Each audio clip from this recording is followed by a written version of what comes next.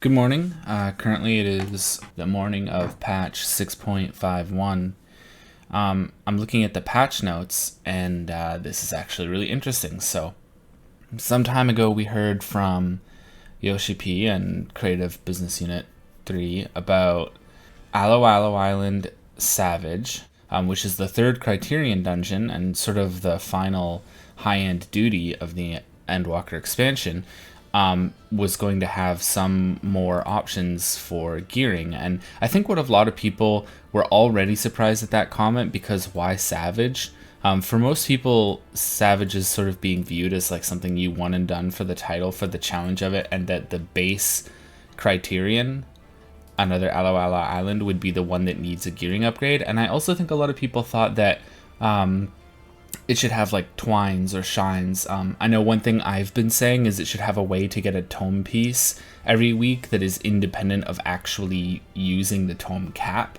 So like maybe you could like get a special token item and trade it for like one like accessory or like gloves, hands or feet tome piece per week, or two of them for like a body and legs or something, or something like that. Basically a way to like bring more tome pieces in outside of the tome cap, because what I've been experiencing is that when you're starting to gear up like a second roll or a third roll as BIS, if you're doing Savage every week, after you complete your first roll as BIS, you start to get more Savage pieces than the rate at which you can accumulate tomes, due to the newer changes to Savage gearing, where you only required 6 books for a body and can get it from the third fight. Some of this stuff, right? But instead, what they've chosen to do, as we see here in the patch notes, is you get a token, so you get a manuscript from completing the Savage version, which you trade for a flask of elevated ester, and it doesn't say how many manuscripts to how many esters, which worries me, because it also gives me the impression that we'll be clearing like 6 or 8 times or something to get one of these upgrade items. And remember, this is the Savage difficulty. And then you use that item to take a 660 augmented tome weapon, and make it item level 665. Now this is truly bizarre, and I don't think it's what anybody expected. Now here's the thing that's kind of weird about this, if you ask me. In the current Savage tier and in the current like tier of gear, the item level 665 weapons for almost every job in the game are currently running crit and determination, or crit and direct hit, as their substats, and all of like sort of the skill speed, spell speed, variations in the weapon slot are in the tome weapons. And most classes don't want that sort of spell speed or skill speed option. Now, this could open up some kind of extra alternative builds for maybe like Gunbreaker or Warrior or something like that. I've been reading, if it means like getting skill speed on a weapon at item level 665, especially without messing up. Because like one of the things is, if you share your gear between all your tanks, you can mess up the sort of the GCD speed of your Gunbreaker and Paladin by trying to make like a Warrior set that goes too fast. And the weapon is like the easiest slot to make a dramatic shift like that in, like typically once we have relics. So this is like another way to do that potentially.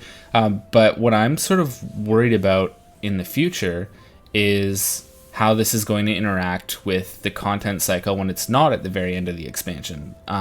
So there's nothing else coming after another Alo Alo Island Savage, and the statting for ANABASEIOS Savage and Tome gear was done before the plan was added to have a 665 Tome weapon come from Criterion Savage, from my understanding.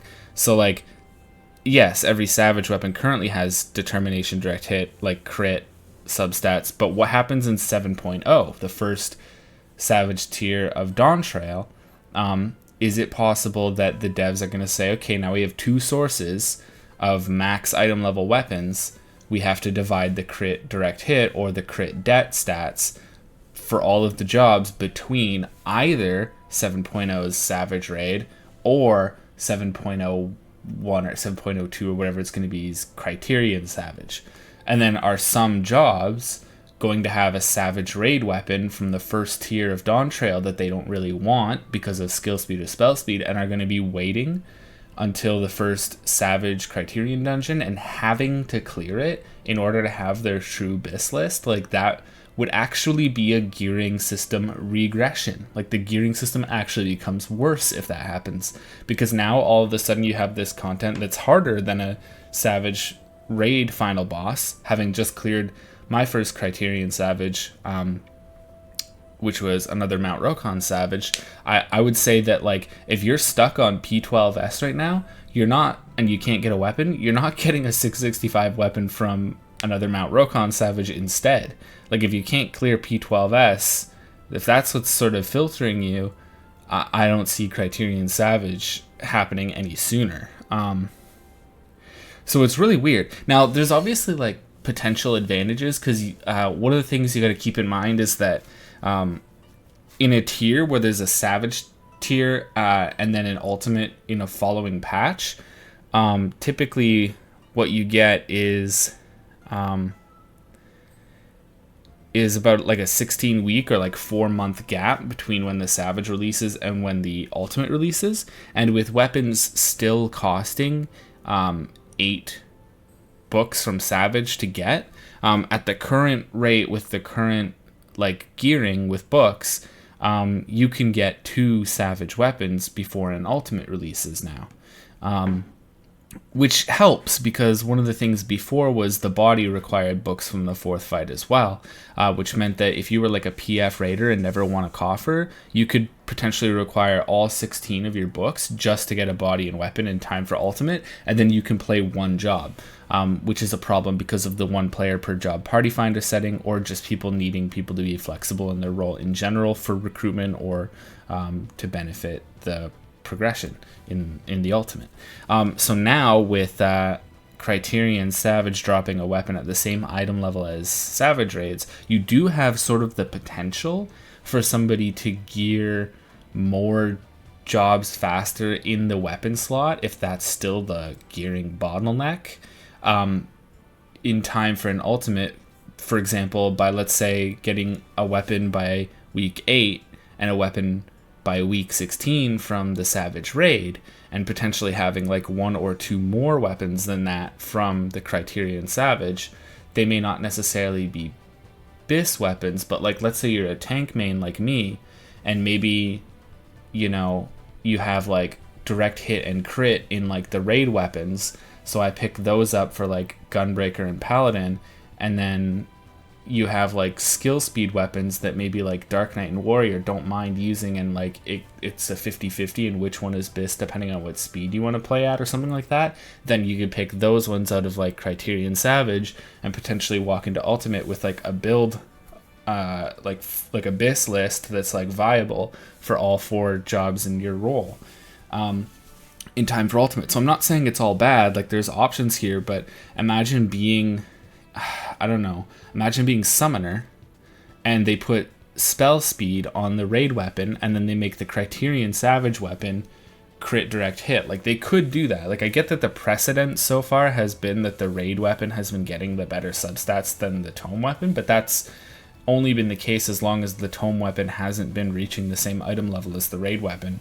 And we just kind of set a new precedent, and we know what happens in every other slot when you're choosing between 2 items of the same item level at the max item level cap for that tier. So just kind of worried that they're gonna, you know, decide stats differently between raid and tome gear in the future expansions raid tiers due to the presence of a weapon at the item level cap in Criterion Savage. So I think that's basically all I have to say about it for now. I didn't need this personally, at least not in a direct way. I was always willing to do this content for the sake of it. Like, you know, I'm happy with a title. I'm happy to walk away with like just sort of the experience of like, okay, I played a high-end duty. I did it on the hardest version. It was super fun. Like, the journey's kind of greater than the destination for me. However, I still care about the rewards, because the problem is it's very difficult to go and do Criterion Savage when like nobody else wants to do it. I still have to talk 3 people into coming in and playing the duty with me. So it matters to me, but this I think is perhaps not how I would have executed it because of the ramifications that I think it could have in future gearing. I guess the only other final thing is like if they add like a glow or a VFX to the tome weapons, when they upgrade them to 665, then at least it's kind of a glamour option as well. But I feel like as a weapon, it's probably going to be made redundant in like just a few more weeks, or like another like 2 months or whatever it is, when 6.55 drops and the final relic step comes out and is also 665 with customizable substats. So this is the kind of thing that like even if you're a warrior or a gunbreaker trying to make like a 6.45 build or like a dark knight or something like that, you know, or whatever is going on in the DPS classes, like if you're trying to build like a skill speed or a spell speed build here, you know, you like, where are you even going to use this weapon? Like it becomes one of those things where like I think this in this patch it's a completely redundant drop, and in the future I actually think it has the potential to make gearing worse in some ways, or like a net neutral at best. So yeah, concerned about it, just wanted to share my thoughts, and thanks for watching. Bye.